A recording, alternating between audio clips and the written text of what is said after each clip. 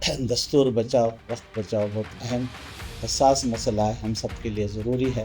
انشاءاللہ ہم پوری طرح سب مل کر صاحب قبلہ کی زیر صدارت انشاءاللہ اس کام کو انجام دیں گے۔ 4 تاریخ یعنی 4 مئی کو جو انشاءاللہ بعد مغرب 7 بجے سے 10 بجے تک، اور پھر منگالی درگاہ شریف کے سامنے جس صاحب نے اعلان تھا سب نے اللہ تعالیٰ اس کو آسان فرمائے، جو غلط قانون ہے اللہ اس کو رد فرمائے۔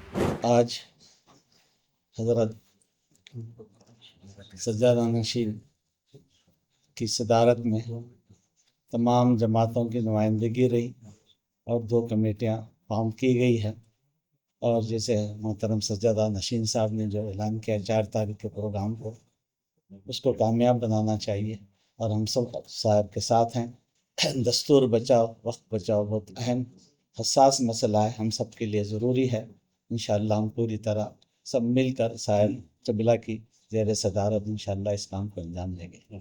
4 تاریخ یعنی 4 مئی کو جو انشاءاللہ بعد مغرب 7 بجے سے 10 بجے تک، اور پھر منگالی درگاہ شریف کے سامنے جس صاحب نے اعلان تھا سب نے اللہ تعالیٰ اس کو آسان فرمائے، جو غلط قانون ہے اللہ اس کو رد فرمائے۔